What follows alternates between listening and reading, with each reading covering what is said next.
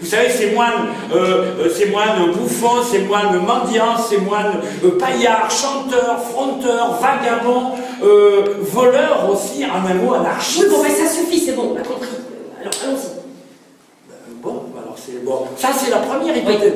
Deuxième hypothèse, Adalald aurait été un moine voleur. Voyez-vous, indigne délateur. Tout le monde comprend le mot délateur, c'est-à-dire c'est authentique. Je crois qu'on peut arrêter le massacre. Hein, voilà, on va s'arrêter là pour aujourd'hui. Voilà, parce que là, vous l'aurez sans doute. Ça c'était pas mal parce que les Parisiens ils venaient en masse pour boire le vin d'Argenteuil, sauf que dans le même temps, le train il descendait dans le sud, et les vins du sud qui ont plein d'alcool, plein de soleil et plein de sucre, ben, ils pouvaient prendre le train. Avant ils prenaient pas le train. Non, on trimballait un petit peu de vin de Lyon ou de la Loire avec à travers les canaux et puis les rivières et les fleuves, mais c'est tout. Donc le vin d'Argenteuil, il avait le droit de citer. À Paris, d'un seul coup, c'était le vin qui faisait 13 degrés qu'on voulait boire. Ah oui, le... Argenteuil, il faisait 8 degrés le vin. Ah d'accord. Et mais pourquoi Petit vin qui était pas très bon, on appelait ça le piccolo, petit vin. Ah oui, petit Et du coup, les Parisiens du sud de la France, on faisait le vin, non pas au pichet, mais à l'heure. Vous payez à l'heure la consommation de vin, c'était à volonté. Sauf que les petits Parisiens, ils se rendaient pas très bien compte que quand on boit très beaucoup pendant une heure, qu'est-ce qui se passe après? On s'endort sur la table. Oui. Et ce temps-là, il est facturé. Et oui, il la retourne.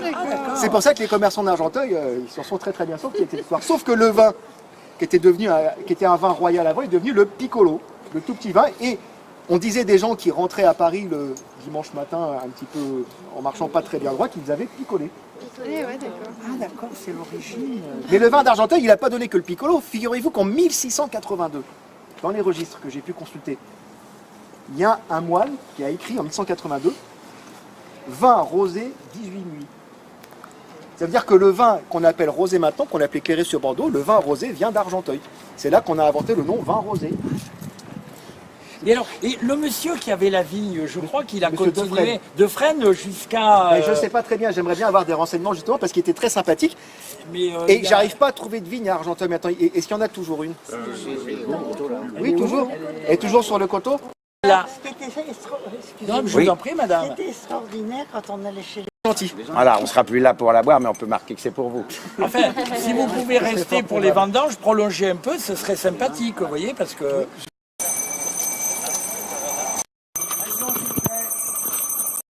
Exactement, et non pas 150 comme vous le dites. Ah, je peux d'autant plus l'affirmer que c'est moi qui l'ai trouvé le premier squelette, vous voyez. Et je peux vous dire, ça fait drôle, hein. Pendant les vacances, c'était un chantier, vous voyez. C'était un chantier, oui, Ça arrive oui, souvent, les choses comme ça, hein.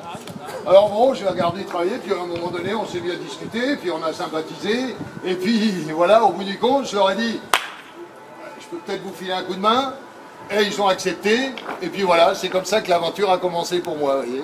Alors, il faut vous dire que ici, là, au-dessus de la crypte, évidemment, on ne savait pas du tout qu'il y avait une crypte en dessous, hein, c'était impossible à savoir. Au-dessus de la crypte, eh ben, il y avait une usine, l'usine 2B Corbe. Des boules de pétanque, non? Ah non, monsieur, non. Non. Les boules pour la loterie nationale, vous savez, les fameuses boules qu'on a tous données. Fait faillite. La mairie rachète le terrain et rase tous les petits bâtiments qui étaient dessus, vous voyez, excepté le bâtiment en Meulière qui est encore d'origine et qui sont conservés. Mais heureusement, ces petits bâtiments, il a fallu pelleter, hein, quelque chose, hein, les ampoules au vin, les mains chaleuses, et puis un jour, alors là on était heureux, on a eu une petite pelleteuse. Alors là, ça a été...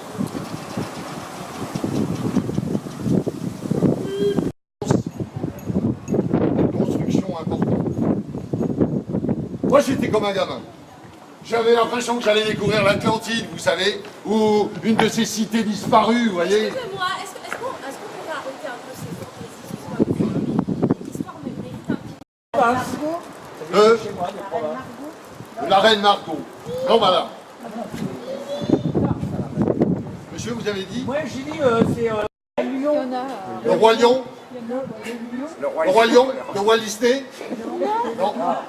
Mais le premier squelette, c'est moi qui l'ai trouvé. Voilà. Et ça, vous avez trouvé là aussi? On les a trouvés là, ici, madame. Oui, ça allait à peu près jusqu'au, vous voyez, au deuxième petit arbre planté, là, vous voyez. Voilà, c'était à peu près tout ça, dans ce périmètre. Ici. Et là, on est où, là, Et là, monsieur... Là, nous sommes exactement Vous voyez, on n'est pas ici, là.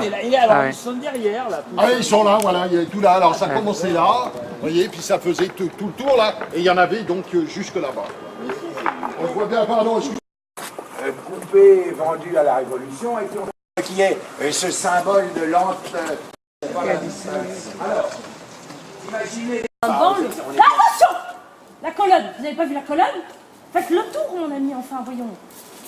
Bon, alors reprenons, puisque tout le monde a trouvé sa place. Donc cette salle capitulaire, absolument pas détruite à la Révolution. Alors c'est le lieu quand même le plus sacré après l'église, hein. C'est quand même important de le dire. On y chante, on y lit des textes, et puis on y fait également des réunions administratives, vous voyez, voire même électorales. Sièges. Alors bah, tiens, d'ailleurs, je vais vous montrer sur votre banc. Bah, tiens. Voilà, si vous venez pour la prochaine visite, c'est pas commencé, hein, ça c'est la fin de la précédente. On surprit les deux, comme Mars et Vénus, comme on disait à l'époque, et il est rentré dans une grande fureur, il a exigé le mariage s'est fait en secret, ils ont eu un enfant avant, et puis il s'est finalement rendu, il a été confié à la Vénus. Vous en livrez un extrait.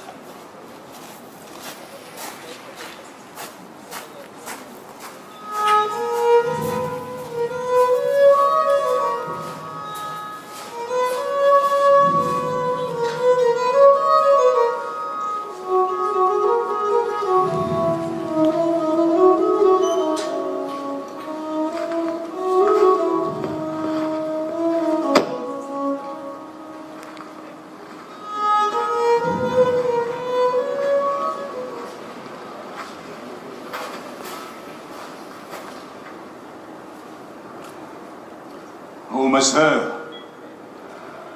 toi qu'un bienheureux mariage a uni à Jésus-Christ, t'as payé, acheté non au prix de ses biens, mais au prix de lui-même. C'est de son propre sang qu'il t'a acheté et racheté. Considère de quel prix il t'a payé. Tu es plus que la terre, plus que le ciel. Toi, dont le Créateur s'est fait lui-même la rançon. Qu'a-t-il trouvé en toi, je te le demande? Lui à qui rien ne manque, pour n'avoir pas reculé devant les angoisses de la plus horrible des morts, pour t'acquérir. Qu'a-t-il, je le répète, cherchez en toi, si ce n'est toi-même. Celui-là est l'amant véritable. Il ne désire que toi, et non ce qui est à toi. Celui-là est l'ami véritable qui disait, en mourant pour toi. Il n'est pas de plus grand témoignage d'amour que de mourir pour ce qu'on aime. C'est lui qui t'aimait véritablement. Et non pas moi. Mon amour à moi, qui nous enveloppait tous deux dans le péché, n'était que concupiscence. Il ne mérite pas ce nom d'amour. J'assouvissais sur toi ma véritable passion. Et voilà tout ce que j'aimais. Porte donc vers lui, je t'en conjure, et non vers moi. Toute ta piété, toute ta compassion. Et toute ta douleur. Tout ce que j'ai perdu en vous. Vous savez par quel déplorable coup, l'indigne et publique trahison dont vous avez été victime m'a retranché du monde en même temps que vous-même. Et que ce qui cause incomparablement ma plus grande douleur, c'est moins la manière dont je vous ai perdu que de vous avoir perdu. Plus poignante est ma peine, plus elle réclame de puissantes consolations. Au moins n'est-ce point un autre, c'est vous. Vous, seul sujet de mes souffrances, qui pouvez seul en être le consolateur. Unique objet de ma tristesse, il n'est que vous qui puissiez me rendre la joie ou m'apporter quelque soulagement. Vous êtes le seul pour qui ce soit un pressant devoir. Car toutes vos volontés, je les ai aveuglément accomplies. Ne pouvant vous résister en rien, j'ai eu le courage, sur un mot, de me perdre moi-même. J'ai fait plus encore. Étrange chose, mon amour s'est tourné en délire. Ce qui était l'unique objet de ses ardeurs, il l'a sacrifié sans espérance de le recouvrer jamais. Par votre ordre, j'ai pris, avec un autre habit, un autre cœur, afin de vous montrer que vous étiez le maître unique de mon cœur, aussi bien que de mon corps.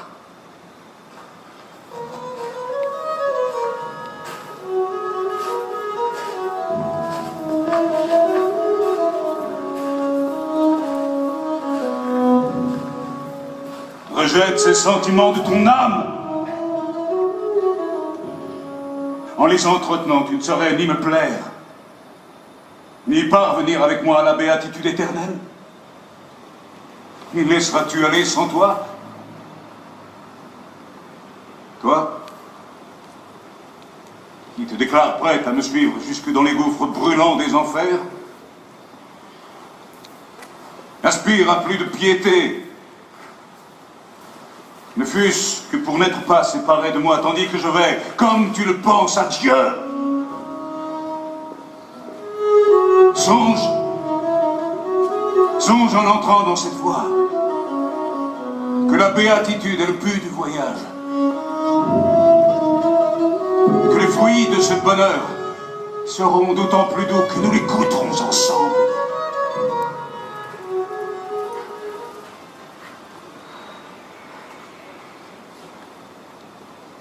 Pour adoucir l'amertume de ta douleur, je voudrais encore démontrer que ce qui nous est arrivé est aussi juste qu'utile. Et qu'en nous punissant dans le péché, dans le mariage et non dans la fornication, Dieu a bien fait. Après notre mariage, que le sais, et pendant ta retraite à Argenteuil au couvent des religieuses, je vins secrètement te rendre visite. Tu te rappelles?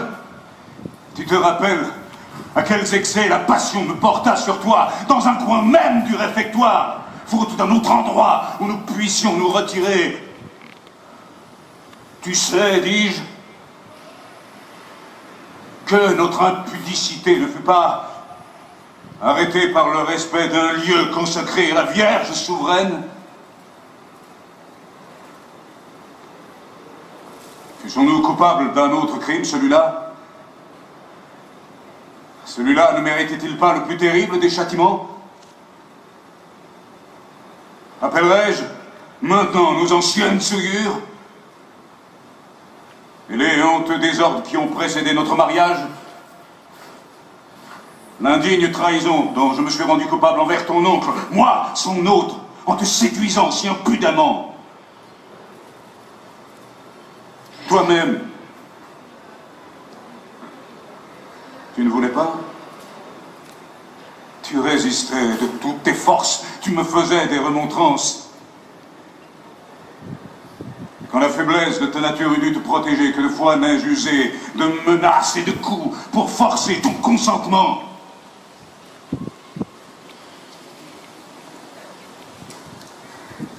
Je brûlais pour toi d'une telle ardeur de désir.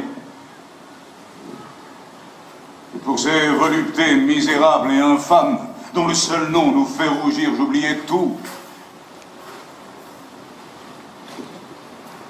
J'oubliais Dieu, moi-même. La clémence divine pouvait-elle me sauver en m'interdisant à jamais ces voluptés? Quant à moi, ces voluptés de l'amour que nous avons goûtées ensemble m'ont été si douces que le souvenir ne peut m'en déplaire, ni même s'effacer de ma mémoire. De quelque côté que je me tourne, elle se présente, elle s'impose à mes regards avec les désirs qu'elle réveille. trompeuses images n'épargnent même pas mon sommeil. Il n'est pas, jusqu'à la solennité de la messe, là où la prière doit être très pure, pendant laquelle les représentations obscènes de ces voluptés ne s'emparent si bien de mon âme misérable, que je suis plus occupée de leur turpitude que de la prière. Je devrais gémir des fautes que j'ai commises et je soupire après celles que j'ai perdues. Ce n'est pas seulement ce que nous avons fait, ce sont les heures, ce sont les lieux, témoins de ce que nous avons fait. Profondément gravé dans mon cœur avec toi, que je me retrouve avec toi, dans les mêmes lieux, aux mêmes heures, faisant les mêmes choses. Même en dormant, je ne trouve point le repos. Parfois, les mouvements de mon corps trahissent les pensées de mon âme. Des mots m'échappent que je ne puis retenir. Ah, je suis vraiment malheureuse et elle est bien faite pour moi. Cette plainte d'une âme gémissante. Infortunée que je suis, qui me délivrera de ce corps de mort? Plutôt ciel que je puisse ajouter avec vérité ce qui suit. C'est la grâce de Dieu par Jésus-Christ notre Seigneur. Cette grâce, ô mon bien-aimé, t'est venue à toi sans que tu la demandes.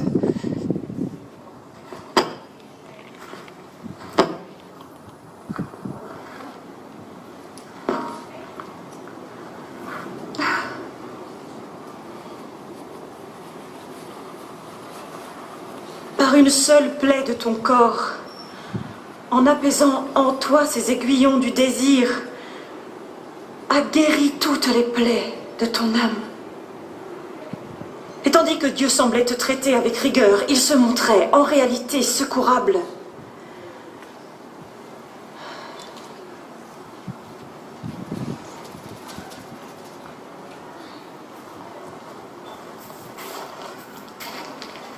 Chez moi, au contraire, les feux d'une jeunesse ardente au plaisir et l'épreuve que j'ai faite des plus douces voluptés enflamment ces aiguillons de la chair. Et les assauts sont d'autant plus pressants que plus faible est la nature qu'ils attaquent. On vante ma chasteté. C'est qu'on ne connaît pas mon hypocrisie. On porte au compte de la vertu la pureté de la chair, mais la vertu c'est l'affaire de l'âme et non du corps. On me loue parmi les hommes. Mais je n'ai aucun mérite devant Dieu, qui sonde les cœurs et les reins, et qui voit ce que l'on cache.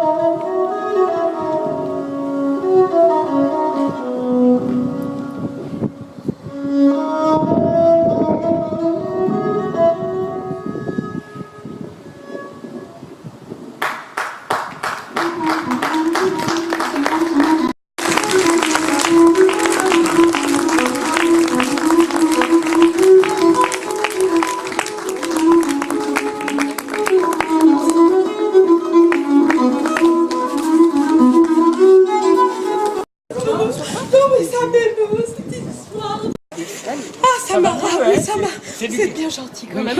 On fait une autre, hein, donc vous avez vu la fin. Ne partez pas avant la fin quand même pour la suivante. Donc c'est la compagnie Trottoir Express qui vous a présenté cette visite qui vous est offerte par la ville d'Argenteuil à l'occasion des journées internationales européennes du patrimoine. Voilà. Merci.